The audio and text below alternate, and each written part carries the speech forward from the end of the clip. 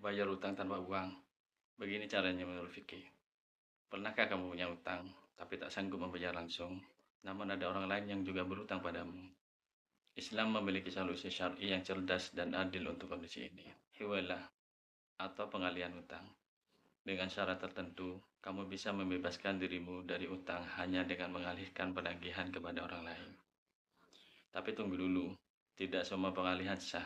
Ada 4 syarat penting yang harus dipenuhi agar transaksi ini sesuai syariat. Bismillahirrahmanirrahim. Faslun. Wasyara'itul hiwalati arba'atu asya'a. Pasal. Syarat-syarat hiwalah atau pengalihan utang ada 4 hal. Hiwalah adalah pengalihan utang dari seseorang atau muhil yang berutang kepada orang lain atau muhtal, menuju kepada orang ketiga atau muhal alaih yang memiliki tanggungan utang yang sejenis kepada muhil. Sederhananya, pindahkan tagihan saya ke orang lain yang juga saya pinjami. Ridhol muhili. Yang pertama, ridho pihak yang mengalihkan utang atau al-muhil. Orang yang memindahkan utangnya harus melakukannya secara sukarela, tidak boleh dipaksa. Wa qabulul muhtali.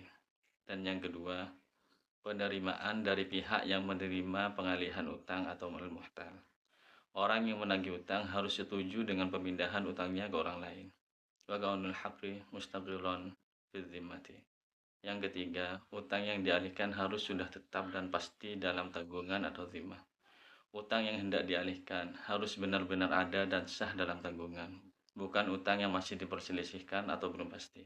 Wattifaqu ma fi zimmatil muhili wal muhali alaihi fil jinsi wan nau'i wan hululi wat ta'jili.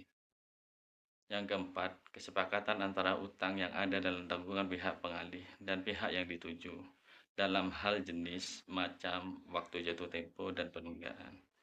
Kesamaan tanggungan dalam 4 hal. Yang pertama jenis, misalnya sama-sama uang, bukan uang dipindah ke beras. Yang kedua macam, jika uang harus sama-sama rupiah, tidak boleh rupiah ke dolar. Yang ketiga, waktu jatuh tempo. Jika utangnya sudah jatuh tempo, maka yang dialihkan juga harus sudah jatuh tempo. Yang keempat, penundaan.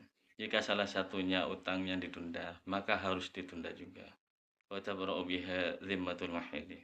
Dengan terpenuhinya syarat-syarat ini, maka bebaslah tanggungan pihak yang mengalihkan. Jika keempat syarat ini terpenuhi, maka muhil bebas dari tanggungan utang. Penagihan utang langsung beralih pada muhal alaih atau orang ketiga. Contohnya, Ahmad berutang 1 juta kepada Budi. Ahmad juga memiliki piutang sebesar 1 juta di Chandra.